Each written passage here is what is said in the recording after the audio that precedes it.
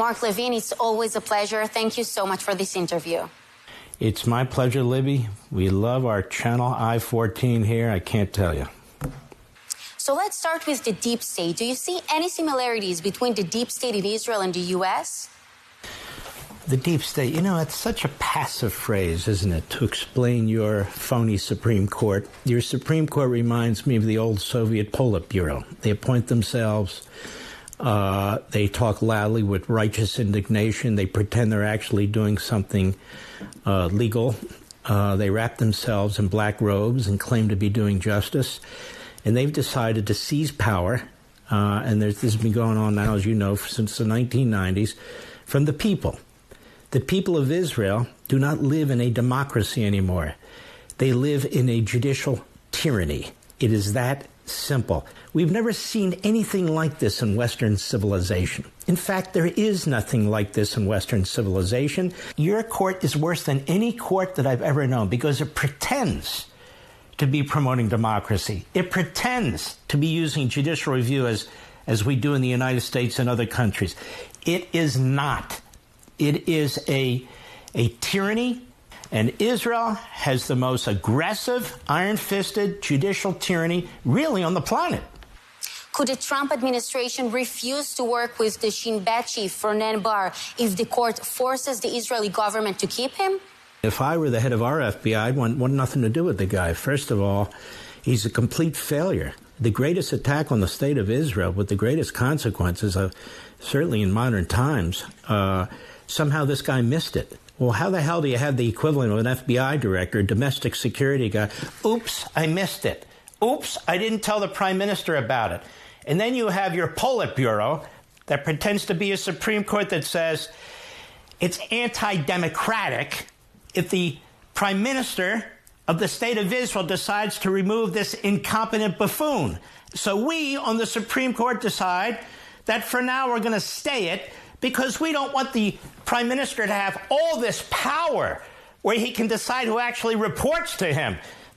He should resign because he is a disgrace. He will go down in history as a disgrace. And I can't speak for our government, but if I were our FBI director, I'd want absolutely nothing to do with him. Why? Because he's a complete screw-up. That's why. If the court were to place Prime Minister Netanyahu in a state of incapacity, is there a possibility that the Trump administration would not recognize the change of government in Israel? So if the Supreme Court does that, I can tell you on my platforms, and I won't be alone, there's going to be massive condemnation, a complete humiliation of the state of Israel by this court.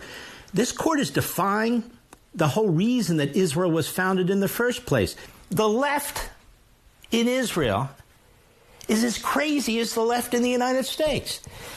They would rather the left in Israel weaken the state of Israel against its real enemies if they can take out the prime minister and appoint their own. That's how sick this is. Benjamin Netanyahu, in free countries, is considered heroic. Mark, from a U.S. perspective, how does it look when an appointment official, in this case, the Attorney General, backed by the court, forces the government to follow his directives? Your Attorney General would be very comfortable being the Attorney General for any despot on the face of the earth, because that's what she is. She's an attorney for well, who the hell is she an attorney for? I mean, is she the attorney for the Supreme Court? Is she attorney for the people? Is she the attorney for the government? I mean, imagine having power like this. Again, whatever happened to separation of powers? Whatever happened to the fact that you have an executive, you have a legislative, you have a judicial? What is happening to our beloved Israel? What's happening is it's unraveling from a representative democracy to a centralized tyranny. You have an attorney general who's supposed to have a lane and stay in that lane. Literally, Libby, Israel has none of these things anymore. It's frightening. So do you think it's time for people to take to the streets? There needs to be a groundswell of people in Israel. You know, you've got non-governmental organizations in America and in Europe spending millions of dollars funding the left in Israel. You have Ehud Barak and other reprobates were prime minister for about 14 minutes, and then they want to be prime minister again. They're extremely jealous of Netanyahu and his government, his longevity. I don't see as many people in the streets for the good guys as I see for the bad guys. The people need to start speaking out. They need to start showing up. They need to start making demands of their own, just like the kooks on the left. Can we trust President Trump not to strike a weak deal with Iran, but only one that fully dismantles their nuclear program? I think the likelihood of there being a bad deal is very low under Donald Trump, because he's like the king of the deal makers. And we're not dealing with Biden, who's bouncing into padded walls and all the rest of it. Donald Trump's going to take a very close look at this thing. He said Iran will not get nukes. I believe him.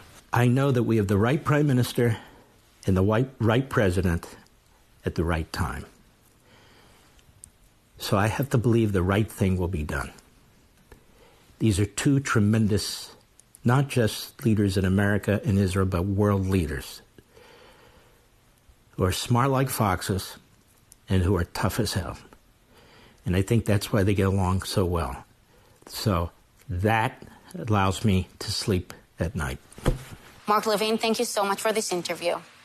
It's always a great honor. I love speaking to you folks and to the people of Israel. God bless you.